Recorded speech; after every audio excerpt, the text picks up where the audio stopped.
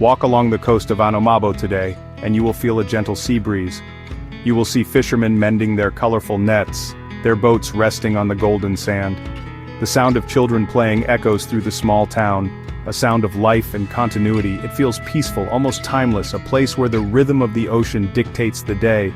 But you know, this tranquility is a thin veil over a much darker, more profound history. This very ground, these same sands, once witnessed unimaginable suffering. It is a place of ghosts, a landscape haunted by the echoes of a brutal past, where the whispers of history are carried on the same wind that rustles the palm trees. This contrast is the very essence of Anomabo. It is a place of two stories existing side by side.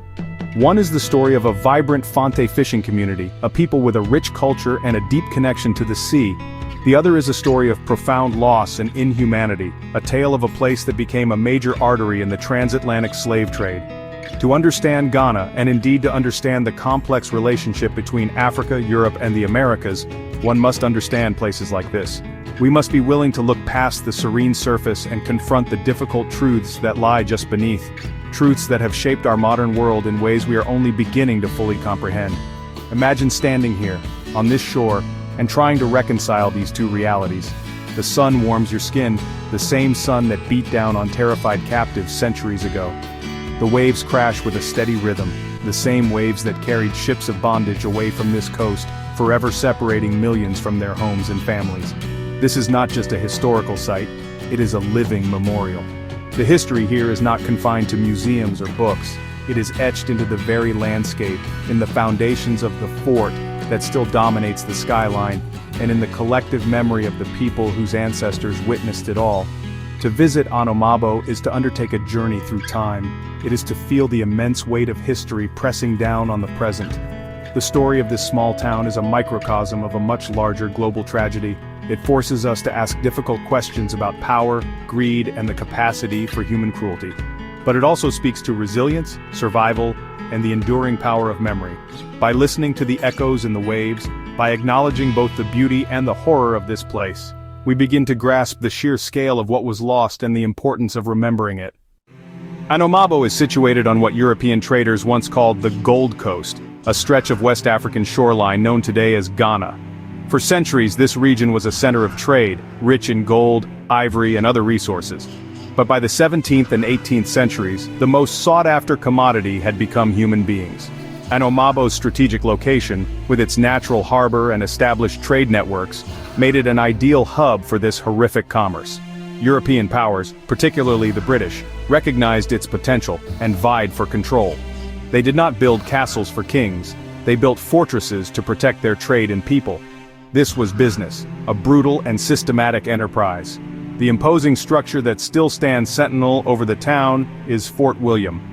Originally built by the Dutch and later taken over and massively expanded by the British in the 1750s, it became the headquarters of the British slave trade on the Gold Coast. Its cannons did not just face out to sea to deter rival European ships. They also faced inland, a constant and menacing reminder of the power that now dominated the coast. Fort William was more than a military outpost. It was a factory for processing human lives. It was a place of immense strategic and commercial importance, a linchpin in the vast triangular trade route that connected Africa, the Americas, and Europe. The very existence of Fort William transformed Anomabo. It drew local African merchants and middlemen into a complex and often coercive economic system. These local agents, sometimes powerful chiefs and other times opportunistic traders, would travel inland to capture or purchase people from various ethnic groups. Wars were instigated, villages were raided, and individuals were kidnapped, all to feed the insatiable demand of the European traders waiting in their coastal ports.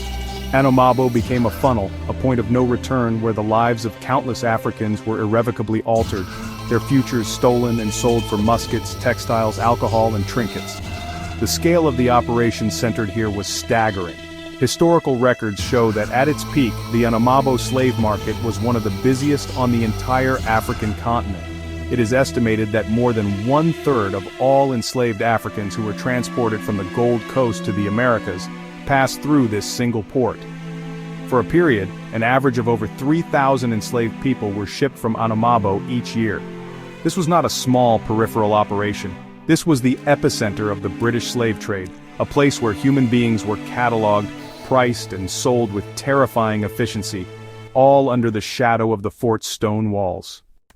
The journey to the Anomabo Slave Market was one of unimaginable terror and suffering. Captives, wrenched from their homes hundreds of miles inland, were forced to march for weeks or even months. They were chained together, often by the neck, in long lines known as coffles. The journey was brutal. Many died from exhaustion, starvation, or disease long before they ever saw the ocean. Those who faltered were often killed, their bodies left as a grim warning to the others. For the survivors, their first sight of the sea was not a thing of beauty, but a terrifying symbol of their final separation from everything they had ever known. Their arrival in Anomabo was not an end to their suffering, but the beginning of a new and even more terrifying chapter. Upon arrival, the captives were herded into the dungeons of Fort William or into holding pens known as barracoons within the town. These were dark, airless, and horrifically overcrowded spaces. Men, women, and children were packed together in filth, with little food or water. Disease was rampant. The psychological torment was as severe as the physical deprivation. They were surrounded by strangers, unable to speak the same language, stripped of their identity and consumed by fear and despair. Here, they would wait, sometimes for months, for the arrival of the slave ships, living each day in a state of suspended terror, knowing that their fate was entirely in the hands of their captors. When a ship arrived, the selling process began. The captives were brought out into the courtyard of the fort or the open market. They were subjected to humiliating physical inspections by the ship's surgeon or captain. Their teeth were checked, their limbs examined, and their bodies scrutinized for any sign of weakness or illness, as if they were livestock. Healthy, strong young men and women fetched the highest prices. They were branded with hot irons, searing the mark of the trading company that now owned them into their flesh. This was the ultimate act of dehumanization, reducing a person to a piece of property, a mark of ownership that they would carry for the rest of their lives. The transactions were a cold, calculated affair. European traders, representing companies like the Royal African Company, would negotiate with the local African middlemen. The currency was not just money, but goods. A healthy man might be traded for a collection of guns, gunpowder, rolls of cloth, or barrels of rum. Families that had managed to stay together thus far were torn apart without a second thought. Children were ripped from their mothers' arms, and husbands from their wives, sold to different ships heading to different destinations. The sounds of grief and anguish filled the air, a soundtrack to the grim business being conducted. The statistics of the transatlantic slave trade are horrifying, but they can sometimes mask the individual human cost. It is estimated that around 12.5 million Africans were forced onto slave ships, but this number does not account for the millions more who died before ever reaching the coast.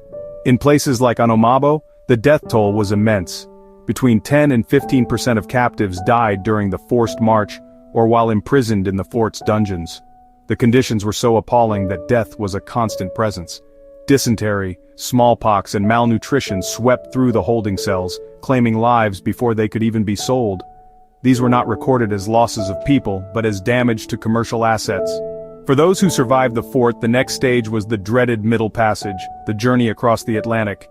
They were forced through the door of no return, a gateway in the fort leading directly to the waiting boats that would ferry them to the slave ships anchored offshore.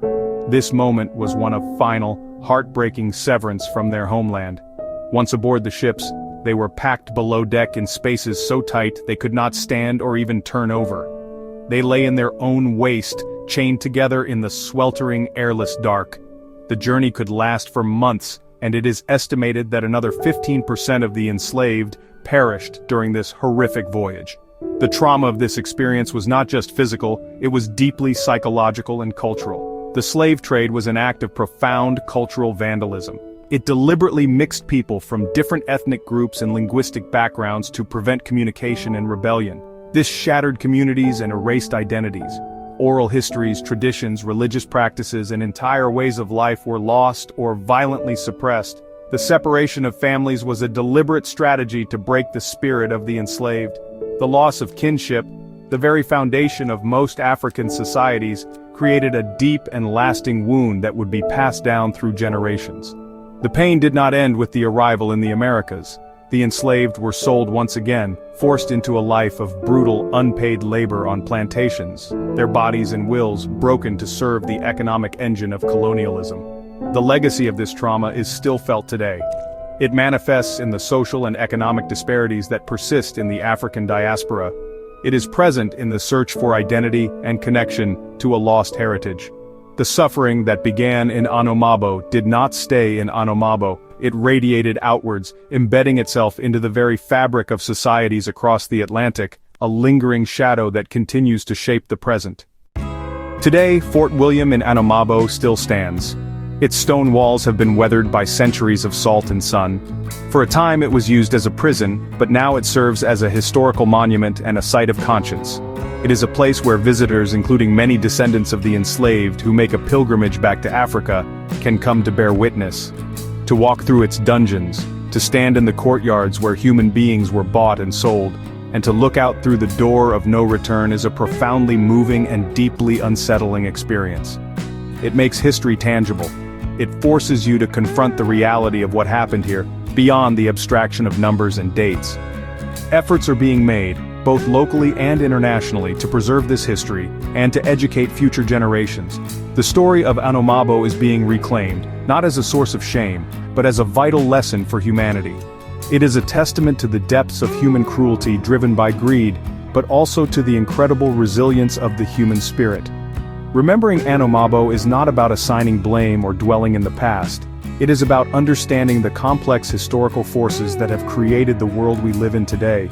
The wealth of Western nations and the underdevelopment of others are inextricably linked to this history of exploitation. This history is not just African history or Black history, it is world history. The legacy of the Anomabo slave market is woven into the DNA of our global society. It is in the racial inequalities that persist, the economic systems that were built on the foundations of slave labor, and the ongoing conversations about justice and reparations. To ignore places like Anomabo is to ignore the foundations of our modern world. It is to accept a sanitized and incomplete version of the past, one that is more comfortable but profoundly untrue. We have a moral obligation to remember the victims, to honor their suffering by learning from it. Therefore, we must continue to tell this story, clearly and without flinching. We must ensure that the echoes from Anomabo's shore are never silenced. By remembering, we challenge the erasure of millions of lives and acknowledge the deep intergenerational trauma that resulted. We learn to recognize the dangers of dehumanization and the importance of empathy. The memory of the Anomabo slave market is a heavy burden, but it is one we must all carry. It is a solemn reminder that we must remain forever vigilant against injustice and work tirelessly to build a future where such a tragedy can never happen again.